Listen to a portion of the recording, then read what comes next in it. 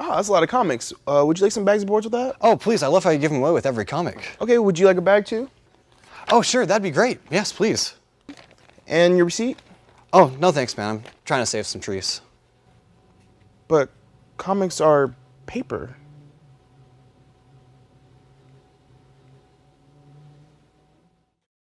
Hey, this is Ryan from Ryan's Comics, and we're back again doing another episode of everything I like to talk about: reviews, comics, toys, video games, all that good stuff. So first, we're going to talk about the good and the bad and the ugly, and we're going to start with the good, the PlayStation 4. Everyone's seen all the reviews. E3 just came out. We're really excited. We've seen all the pluses for it. My personal favorite thing is that I can still share games with my friends. One of the best things that I can imagine, that I can still go to my friend's house and be like, hey, you want to play a new Madden? And I can still bring it over and check it out. I really like also that we're going to be having PlayStation Plus for only $5 a month. That's going to be really cool. I think if you haven't had PlayStation Plus in the past, you don't know all the awesome features that it gives you. I've had it before. I have more free content from PlayStation Plus than I do of content I've actually paid for on my PlayStation. So to see that they're bringing that back and they're actually requiring you to have it online, everyone will understand why it's so awesome. So we'll move on to the bad. The bad. Teen Titans Go just got renewed. If you're a Young Justice fan, this is even worse news because now we're one step further away from bringing the awesome series back. Teen Titans Go is a very good series for the young generation to get back into, the whole DC universe, for them to understand it, to get to know the characters. But it's just that nagging thing just back here that I'll never get to see Young Justice again. And me and pretty much everyone else here, I believe, feels the same way. So moving on to the ugly. Xbox One, terrible. Everything's bad about it. If you looked on our Facebook, I compared it with The Rock, and The Rock won the competition. So if you haven't checked that out, go to our Facebook, Ryan's Comics. Not good at all. I don't understand, one, why do we have to be online to play video games now? The internet is not accessible to everyone. There's people on the West Coast, East Coast, Virginia, Midwest, they don't have internet. They can't play now.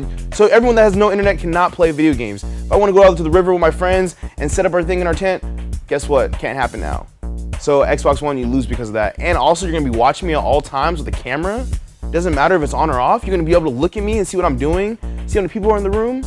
I'm really scared for this. Censorship is just going crazy. Big Brother is in your house, literally.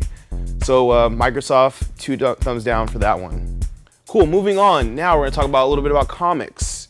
So, new comic book, Superman Unchained, pretty awesome. I've never read a comic book where I see Superman just go all out, and I really wanted to see that in this new Superman Unchained. Scott Snyder's writing it, Jim Lee's doing the art. Jim Lee's probably one of my top 3 artists of all time. I think he's in everyone's top 3 artists pretty much, but if he's not, you need to check him out because he will be in your top 3.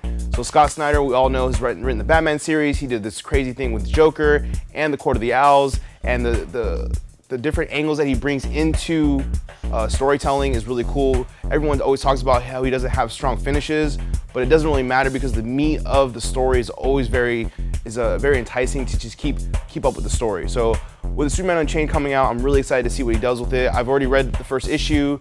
I give it 2 thumbs up for sure. I can't believe that he really put all this extra effort into the background story of Superman, and they really do a good job of balancing out the Clark Kent and the Superman character, and it shows you what it would be like to be Clark Kent in Metropolis and having to deal with all the things like Lois Lane being in charge of the media and him saving the world at the same time, and him being able to write a story about him saving the world. So it's pretty cool to see how they did that on that angle. And then next was Batman Year Zero, very good series. Basically, it's bringing you all the way back to when Batman began. So it takes place 6 weeks after Bruce Wayne returns to Gotham. So it's kind of like the first Batman in the Christopher Nolan series, but it's a lot better already. Because as you know, I don't like the Batman trilogy, but that's a whole nother story.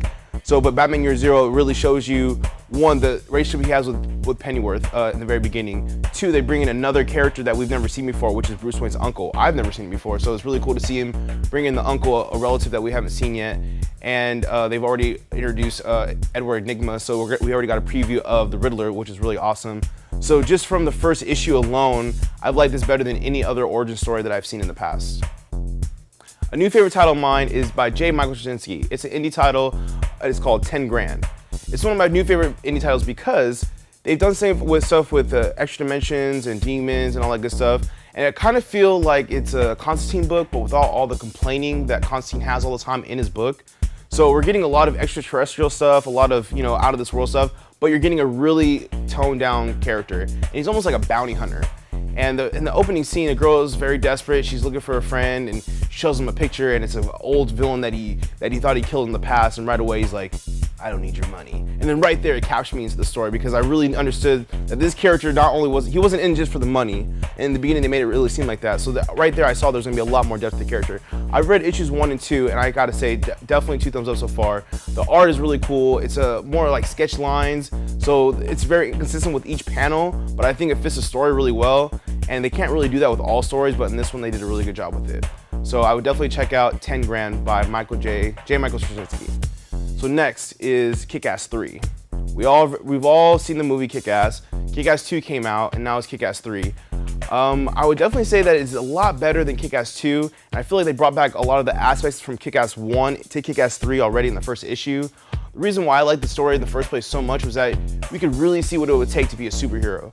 And me just being a regular guy, I think everyone wants to be a superhero at one point. And the thing that Kick-Ass did was that, hey, if you gotta punch a guy in the face, guess what? You might just break your hand not doing it. And so they really, so in the Kick-Ass 3, I think they're going back to that a little bit more right from the get-go. They try to break Hit Girl out of prison, and we see what happened with that. So check out Kick-Ass 3. If you like the first Kick-Ass, I think you'll really enjoy number 3.